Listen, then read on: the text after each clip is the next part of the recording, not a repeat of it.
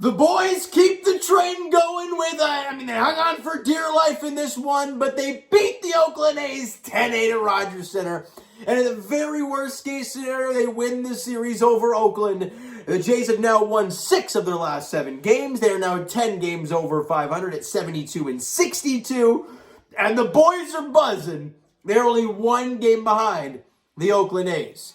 Now, a little scoreboard watching before we start here. Obviously, the Boston Red Sox just got a big shot from, I believe it was Rafael Devers. So they're up 3-0. They're going to beat Cleveland. We're going to stay 4.5 back at them. The Yankees, however, they didn't blow the game. I guess it was 3-3, and they end up losing to the Baltimore Orioles 4-3. And the Jays gain a game on them. We're only 5.5 back of them. And if you look at the standings, Jays fans, yeah, we're 4.5 back of the Red Sox, 5.5 of the Yankees. But we play the Yankees 7 times. Is that the more realistic team to look at? I don't know. But the boys are buzzing. Like I said, they've won 6 of their last 7 games. They hang on for dear flippin' life today. But a win is a win in September, and we'll take it. Let's break this ball game down. Bottom of the second inning, one of the heroes from yesterday's ball game, Lourdes Gurriel Jr. comes up, and he gets a ball high and tight, but he turns on it and crushes it deep and gone. And the Jays are up 1-0 early on. Jose Barrios on the mound for the Blue Jays, and you want a 0 in the next half inning. He gives you a 3-up, 3-down inning. Beautiful stuff. Next half inning, Danny Jensen goes deep. Oh my, he's been great since coming off the IL. He gets the solo bomb, and the Blue Jays now lead it 2-0. All right, Barrios, let's see another 0 in the next half inning. He does exactly that. What happens in the next half inning? Breivik Valera pulls one deep to right field. And it's gone. It's a 2-run bomb. Gurriel comes in because he got on base again. And the Jays now lead it 4-0. Oh, we're feeling good at this point. Barrios is dealing. The Jays offense is kicking tail. This is beautiful to see right now from our Toronto Blue Jays. Top of the 5th inning, Matt Chapman takes Jose Barrios deep. And solo bomb, so it's only a 4-1 game. We go to the top of the 7th inning. Things start to get a little interesting. Mark Cannon, it's an RBI single. Matt Olson comes in to score, making it 4-2.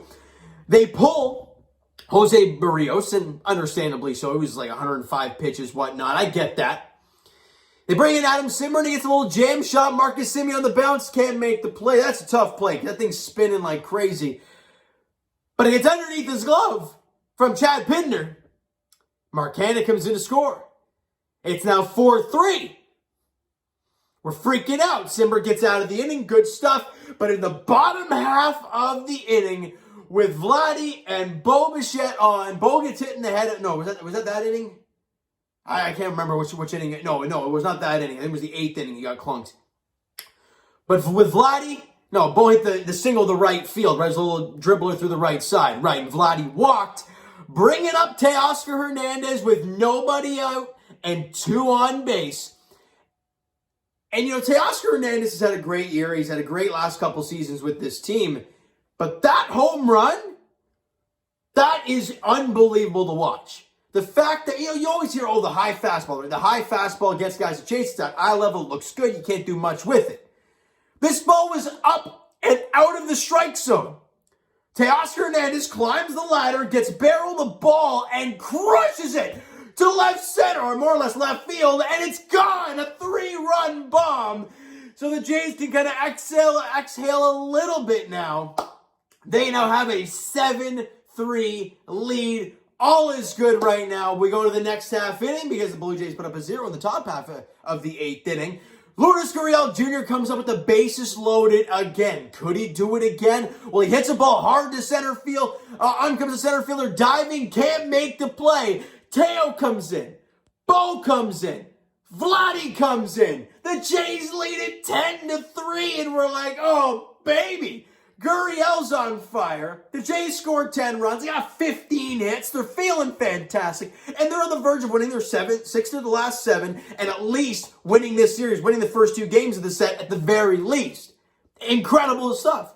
They bring in Joakim Soria to go to the top of the 9th inning because he was already warming up. That makes sense for me. Gives up a 3-run bomb to Mark Canha. Allen and Chapman come in to score, making it 10-6. He still does not have an out. He then gives up a leadoff base runner, and we're like, okay, Charlie, hello, we got to get this guy out of here. I don't know what happened to Soria, but he gave up a 3-run bomb, and now literally the tying run is getting closer and closer with still nobody out here. They bring in Jordan Romano. And I'm not mad at Charlie for making the move because you had to make that move. But damn it, you had to use the guy.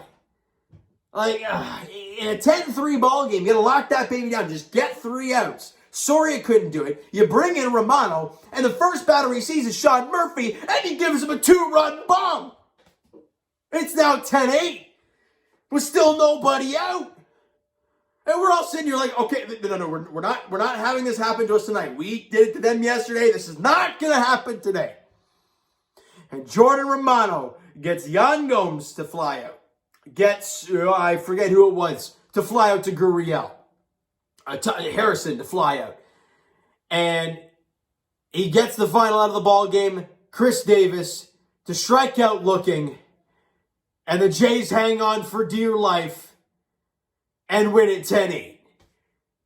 In September, it never has to be pretty. As long as you're putting W's in the win column, that's all that matters at this point in the season. And the Jays did that today. Was it pretty? For about 8.5 innings, or no, about 8 innings, it was very nice looking. But that last half inning, man, oh man, we're all biting our nails at that point because we could just smell the bullpen imploding. But it didn't completely implode. And now, you have an opportunity tomorrow night, afternoon, to sweep this series. They would say, oh, you jinxed them. Why'd you have to say the word? I have said it countless times before, and they've done it the times that I don't say it. They don't do it. So the Jays have an opportunity tomorrow to sweep the Oakland Athletics.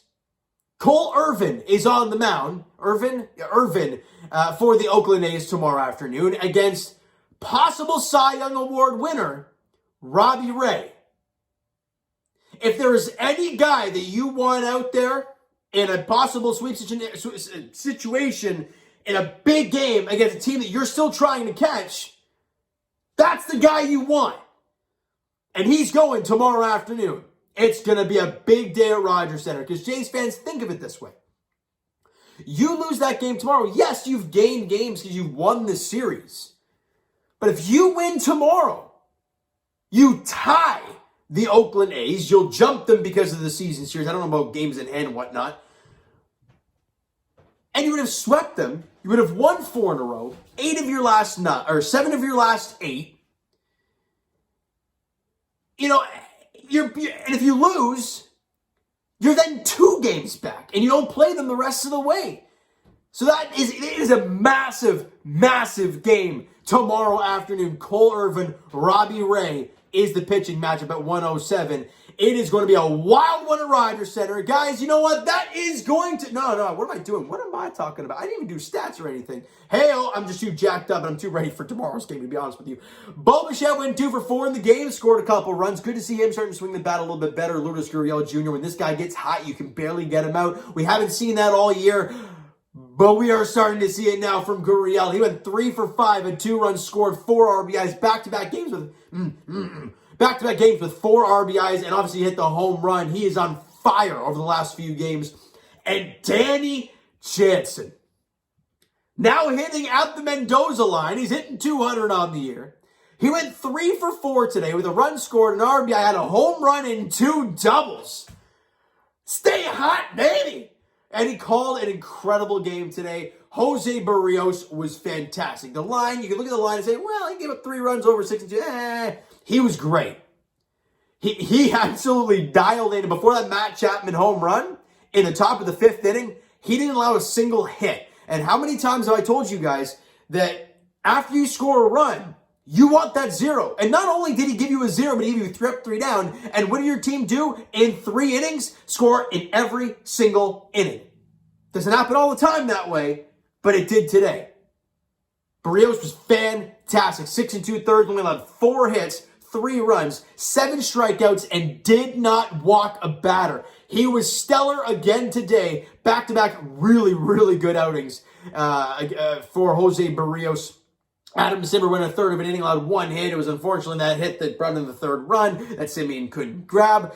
And Tim Meza, he seems so automatic in the bullpen. It's unbelievable. Clean inning, 1 hit, 2 strikeouts. Nothing else doing for him. Good job. And Joaquin Soria didn't get an out. Allowed 3 hits, 4 runs, and a walk. Ugly! And Jordan Romano went out there 1 inning, 1 hit. It was the 2-run bomb. Unfortunately, one of those runs charged to Soria was that.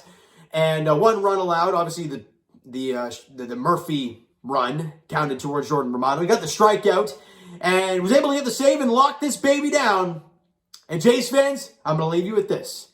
The Jays have an opportunity to pass the Oakland A's tomorrow. I'm pretty sure with the season series and I think we have a game in hand at least. Either way, you have a chance to at least tie the Oakland A's tomorrow afternoon. Cole Irvin gets the ball for Oakland in the finale. Robbie Ray gets the ball for the Jays. 107 first pitch at Rogers Center as the boys look for the series sweep. And winners of 4 straight and 7 of the last 8. Big game tomorrow because then you head to the Bronx for 4 games, which could be even more massive considering right now you're only 5.5 back of them. You go for 4 there. Big time for the Toronto Blue Jays. All right, so thank you guys for listening and watching. I hope you enjoyed the video. We'll talk to you guys then.